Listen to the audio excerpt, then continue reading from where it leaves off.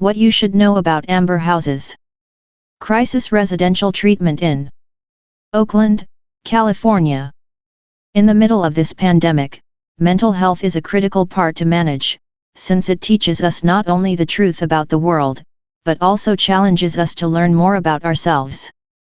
We'll never know how this aspect frightens us until COVID-19 reaches the globe, and it doesn't care whether you're wealthy, poor, intelligent, renowned, or not. We're all battling an unseen foe, and we're all so worried about becoming sick that we fear we've already contracted the fatal infection. Mental health is simply a regular term that you read until it suddenly hits you. If you have been suffering, or if you know a friend, family, or loved one who has, there is always a place to go to get therapy and ensure your recovery. This article will assist in the discussion of our mental health, especially which institution may be appropriate for your treatment program. Furthermore, this will discuss the deeper aspects of this crisis residential treatment program, such as its types, characteristics, effectiveness, and some of the treatment services available in Oakland, California. Let us start with the definition of crisis residential treatment program and its origin. What is a crisis residential treatment program? The Crisis Residential Program, CRP, is a comprehensive, short-term residential program that offers a less restricted alternative to hospitalization. The Crisis Residential Program offers therapy for people facing a mental health crisis who need 24-hour assistance in order to return to community life. The services given are time-specific, member-focused, and strength-based. Services consistently prevent the need for hospitalization via training clients to properly manage their symptoms, resolving psychological stresses and enabling clients to become agents of change in their recovery. As introduced by Paul Pollock in Southwest Denver in the 1970s, residential crisis services have taken numerous forms, encompassing intervention in patients' residences, assisted living facilities, and foster family settings. Role of crisis residential treatment, CRT. According to Struhl, L987, crisis residential treatment facilities may vary from highly institutionalized conditions to relatively normalized, home-like settings. Whatever the form of treatment, the function of the crisis residential service in a care delivery system is threefold. To divert people away from unnecessary hospitalization or to reduce their hospitalization. To establish a stable emergency situation without requiring rehabilitation services, and to establish a support network with the client that will endure after discharge from the crisis residential treatment. Residential crisis treatment programs may provide helpful treatments for a broad range of mental problems. There is almost no behavior that cannot be addressed in a different context, yet not all people can be properly serviced in a residential setting. The need to react to more handicapped clients and volatile circumstances has resulted in a focus on crisis interventions that may resemble or even replicate the capabilities of 24-hour inpatient treatment. This is especially important when supporting people in crisis who have drug addiction issues. Treatment in non-institutional settings with competent personnel has proven to be more effective clinically than institutional therapies. All degrees of intensity of crisis residential treatment programs have a balanced obligation to assist clients while also responding to the demands of a system of care. Clinical outcomes and usage data are used to assess the performance of crisis residential treatment programs. Different types of crisis residential treatment. There is no one ideal approach to executing a CRT application. In fact, adaptation to changing environmental circumstances is a vital component of an effective crisis response system. CRT programs can take many forms, depending on the needs of a particular community and the patterns of inpatient and emergency room utilization in that community. CRT programs generally fall into three categories, depending on the intensity of the program and the target population for the service. This includes 1. A minimally staffed respite program, which is available around the clock and primarily serves those without adequate housing. 2. The crisis residential program, which necessitates a large number of personnel and focuses on psychiatric issues, and 3. The crisis residential program, the most severe crisis program, and the acute diversion program. At any given moment, just one person is on duty in a respite program. They are intended for those who need a 24-hour monitored environment because their current living situation is intolerable. Individuals are hospitalized in many areas merely because they have an acute need for 24-hour care and no alternative resources.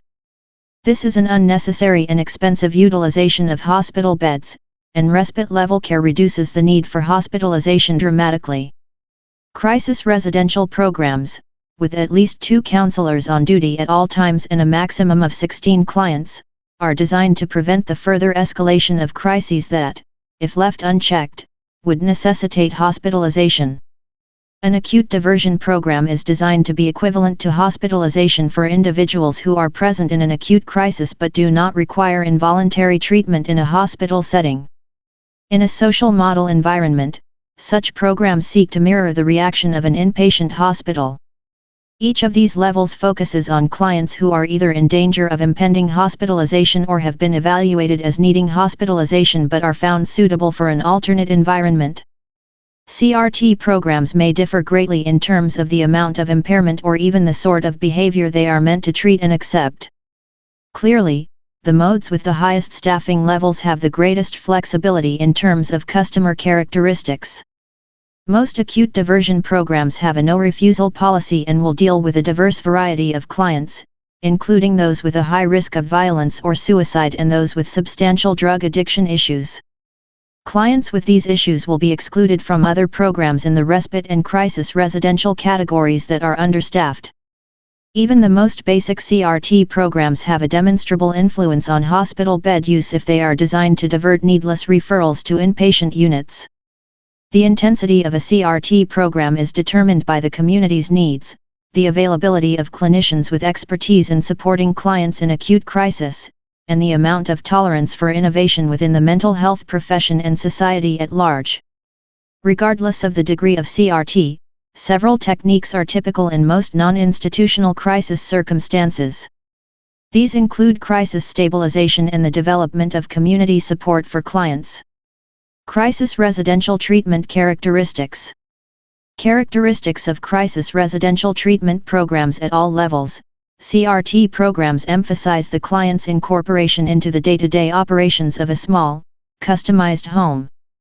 The requirements of daily living, as done with staff support and help, become essential parts of the stabilization process in this paradigm. The social and relational aspects of the therapy environment are also emphasized in these settings. Individual therapy and counseling sessions, as well as group support, are available. The normalized setting becomes a crucial component in the effort to stabilize the crisis, orient the client through realistic tasks and responsibilities, and provide experience in interpersonal skills development.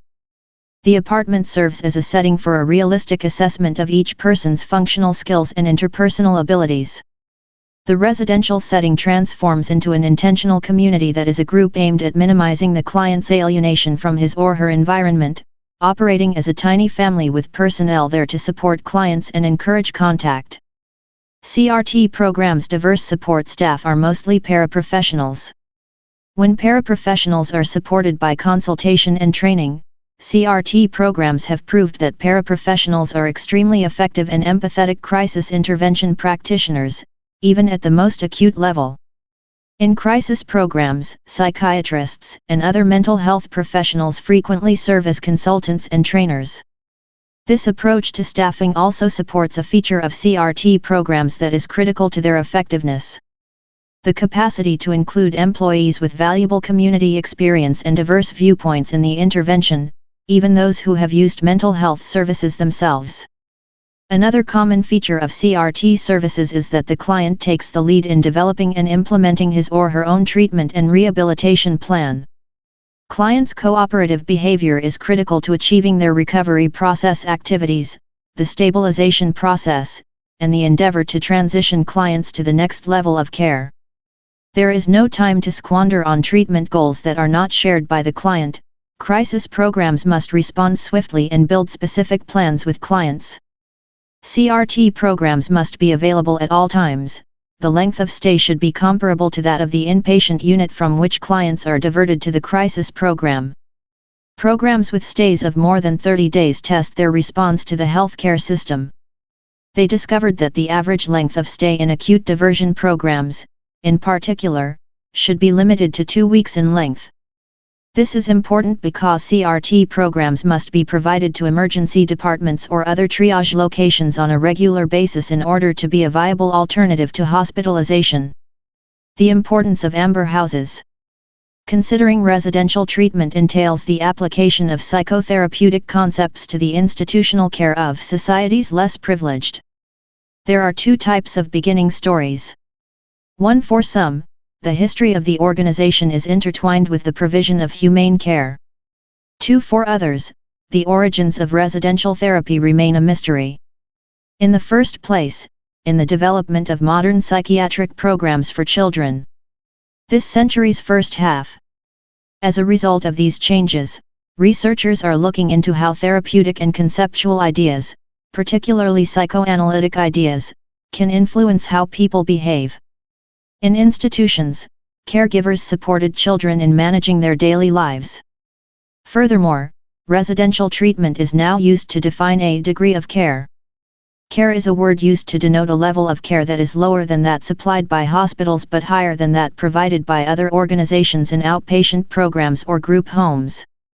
Despite the fact that the concept of levels may be more or less appropriate in terms of staffing and reimbursement, proponents of residential therapy would object to any suggestion that it relates to what they consider to be essential, the nature of the treatment and the level of care provided.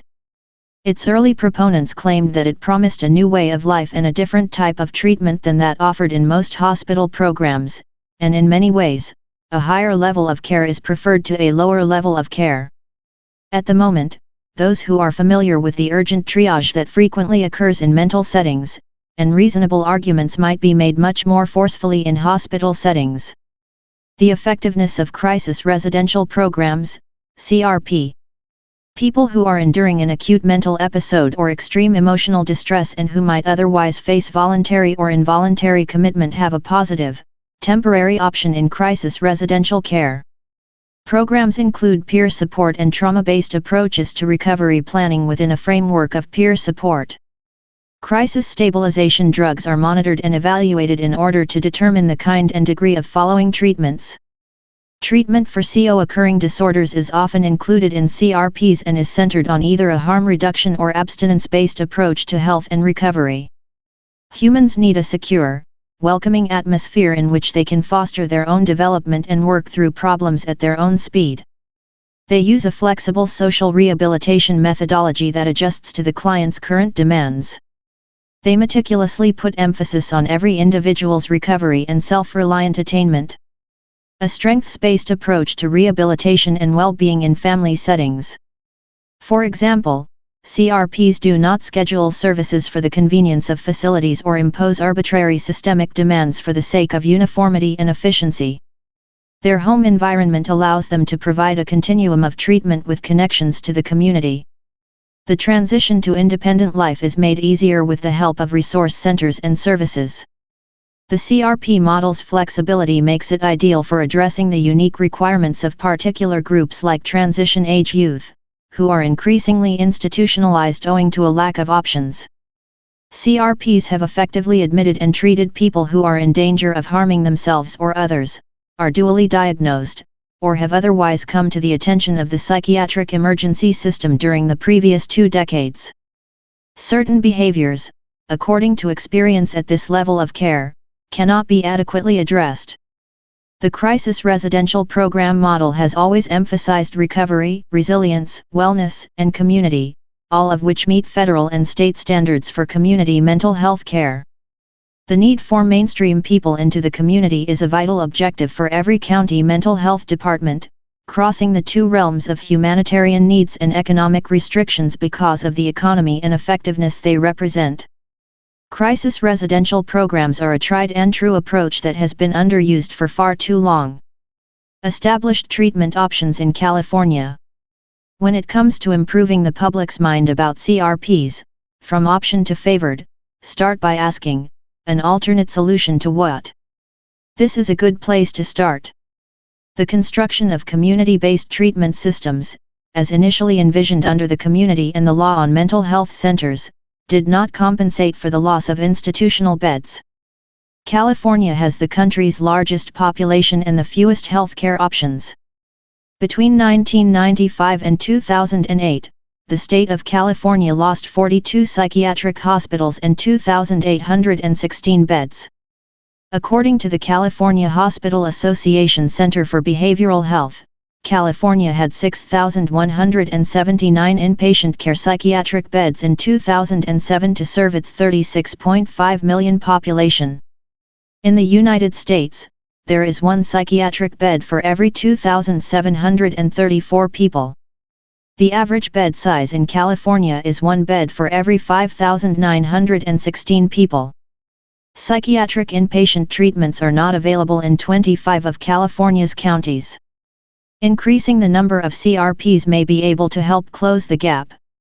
When physical health difficulties are present in people undergoing an acute psychiatric episode, acute care hospitals are a vital component of the mental health system of treatment. These hospitals' emergency departments can and do play a role. They are prepared to give psychological treatment during acute emergencies, but not after the physical health difficulties have been overcome. Acute psychiatric hospitals and acute inpatient psychiatric units in medical hospitals should only be utilized for people who are in the midst of a mental crisis, and they should be seen as a last resort rather than a first choice. According to research, African Americans are being pushed into treatment and hospitalized at a higher rate than other ethnicities in California. Due to a lack of alternative treatment venues, people with mental diseases who do not have any immediate physical health requirements are increasingly being transferred and abandoned in hospital emergency rooms. Psychiatric care in hospital emergency rooms is neither safe nor acceptable. Individuals in need of life-sustaining physical health emergencies have faced longer wait times and diversions as their reliance on emergency departments has grown. Many people who have endured psychological trauma have described feeling re-traumatized after being hospitalized and forcefully treated for their emotional crises. Patients linger in acute medical and psychiatric beds much too frequently owing to a lack of alternatives, posing a possible civil rights violation as well as an uncompensated cost to the hospital. Many people who have been hospitalized involuntarily believe it is a kind of discrimination. The growing demand for emergency department services has resulted in an increase in waiting times and diversions for those in need of life-sustaining physical health emergency medical treatment. Amber houses in Oakland, California. In Oakland, California, there are several amber houses. If you're experiencing trouble scrolling through the internet, we've put together a list of resources and links to help you.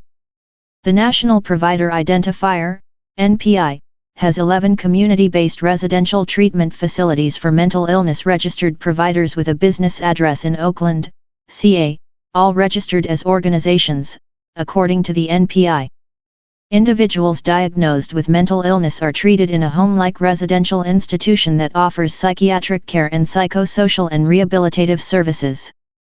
You may click this link to access the Amber houses near you with their diverse services.